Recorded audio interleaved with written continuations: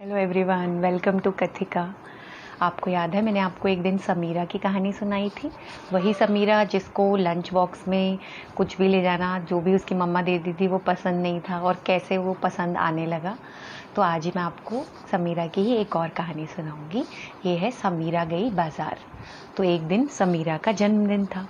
समीरा को हलवा बहुत पसंद था, तो उसकी मम्मी ने सोचा कि आज मैं समीरा को हलवा बना के देती हूँ। जब वो किचन में गई तो उन्होंने देखा कि सूजी ही ख़त्म हो गई थी। तो उन्होंने समीरा को बुलाया और कहा कि तुम सामने जो दुकान है थोड़े बाज़ार के पास में ही, वहाँ से जाके आधा किलो सूजी ले आओ। और माँ ने उसको पैसे दिए और कहा साथ में मूचक को भी ले जाओ। मूचक उनका डॉगी था। तो समीरा और मूचक दोनों सूजी लेने के लिए निकले। रास्ते में एक बागीचा पड़ा। बागीचे में बहुत सुंदर फूल पौधे थे। वहाँ उसने देखा कि फूल पौधों के ऊपर एक तितली मंडरा रही थी। तो समीरा भागी तितली को पकड़ने के लिए और पीछे पीछे भागा मूचक। तो समीरा ने जैसे ही तितली को पकड़ने की कोशिश की, तितली उड़ गई।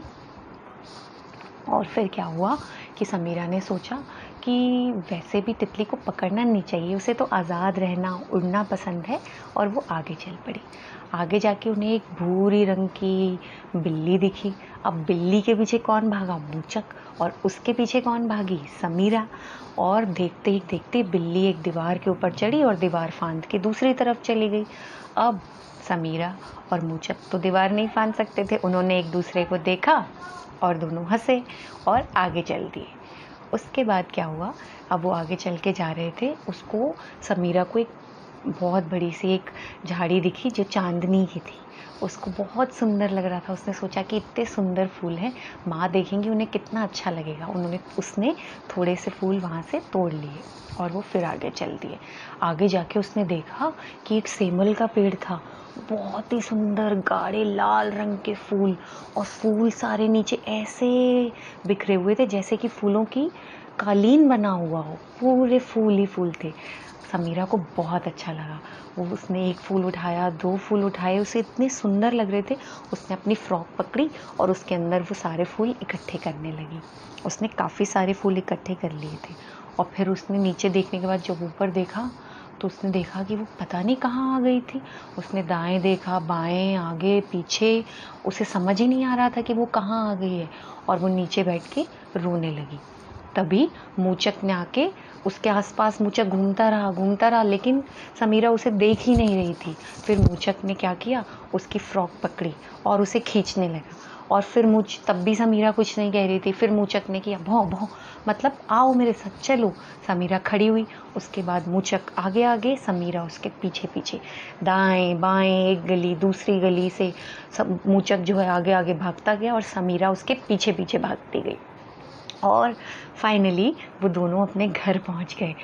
घर पहुंच के क्या देखा कि माँ जो है दरवाजे के बाहर खड़ी इंतज़ार कर रही थी। वो चिंता में थी क्योंकि बहुत देर हो गई थी। और जैसे ही उन्होंने समीरा का रुआंसा चेहरा देखा तो उन्होंने पूछा क्या हुआ। समीरा ने उन्हें बताया कि कैसे वो गुम गई थी और उसे रास्ता नहीं मिल रहा था, उसे समझ नहीं आ रहा था कि वो कहाँ है, और कैसे मूचक उसे घर लेकर आया वापस। तो समीरा की माँ ने मूचक को एक बिस्किट ला के दिया। क्या हुआ था कि रास्ते में मूचक को एक हड्डी भी मिली थी। उसने फटाफट गार्डन में जाके थोड़ी सी मिट्टी खोदी और उस हड्डी को वहीं छुपा दिया और आके उसने बिस्किट खाया। और अब माँ ने बोला कि सूजी तो मिली नहीं, तो आज मैं खीर बनाऊंगी। समीरा ने कहा ठीक है, मैं खीर खा लूँगी। और मूचक भी खुश हो गया क्योंकि उसे रात को खीर भी मिलेगी और साथ में वो हड्डी भी जो उसने गार्डन में छुपाई थी। हो गया ना उसके लिए भी सोने पे सुहागा।